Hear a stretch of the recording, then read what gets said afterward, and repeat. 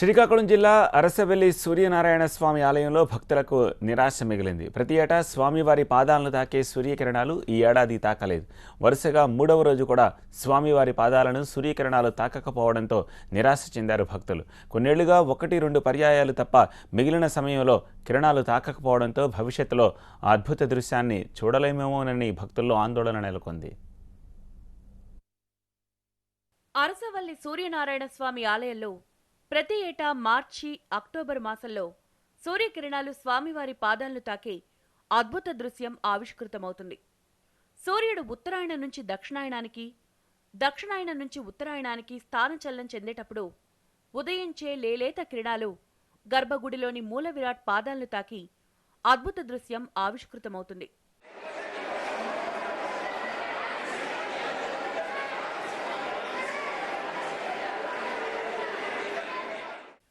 ప్రతి ఏటా మార్చి 8, 9, 10 తేదీల్లో, అక్టోబర్ 1, 2, 3 తేదీల్లో సూర్యకిరణాలు గర్భగుడిలోని స్వామివారి మూల విరాట్ను తాకడం పరిపాటి.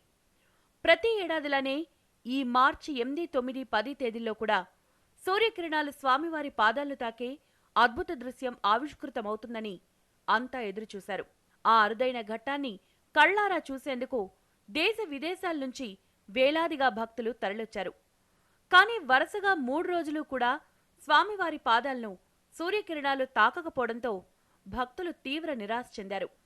సూర్యనారాయణ స్వామి ఆ నల్ల రాతి విగ్రహం అంతా గోల్డెన్ కలర్కి మారుతుంది. అది ఒక చూసే వాళ్ళకి అనుభూతి. అది ప్రతిసారి వస్తాం, అవుతుంది. నిన్న అవ్వలేదు, ఇవాళ అవ్వలేదు. ఈ ట్రిప్కి అయిపోయింది. మళ్ళీ అక్టోబర్కి వెయిట్ చేయడమే భగవంతుడు దర్శనానికి. సూర్యకిరణాలు చూడడం కోసం వచ్చాము. పడలేదు, కొంచెం డిసప్పాయింటింగ్. ఇదివరకు ఎప్పుడు చూడలేదు, ఇదే ఫస్ట్ టైము. చూద్దాము అనే ఉద్దేశంతో నిన్న వచ్చినాను, ఇవాళ వచ్చినాను. కానీ దేవుడు అవకాశం ఇవ్వలేదు. సూర్యనారాయణ స్వామి ఆలయం అద్భుతమైన ఆర్కిటెక్చర్ నిర్మాణం.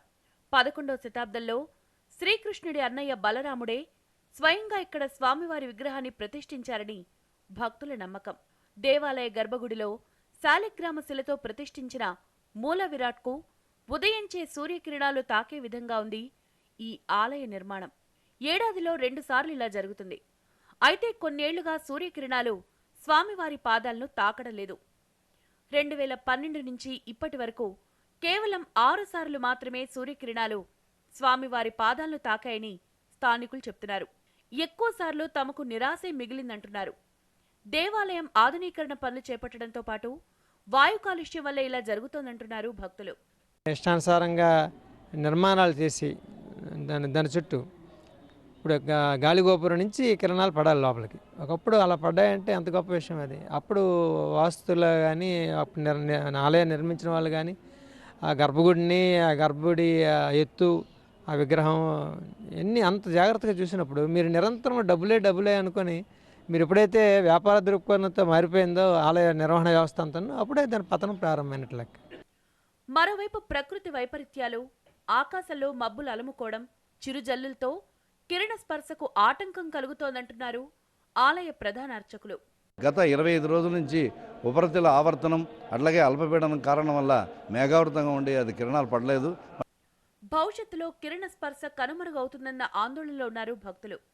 ఇప్పటికైనా సూర్యకిరణాలు స్వామివారి పాదాలు తాకేలా తగు జాగ్రత్త వహించాలని కోరుతున్నారు. పురాతన ఆలయంలో ఎలాంటి మార్పులు చేయొద్దని సూచిస్తున్నారు. ఆలయ పరిసరాల్లో వాయు కాలుష్యం లేకుండా చర్యలు తీసుకోవాలని విజ్ఞప్తి చేస్తున్నారు భక్తులు.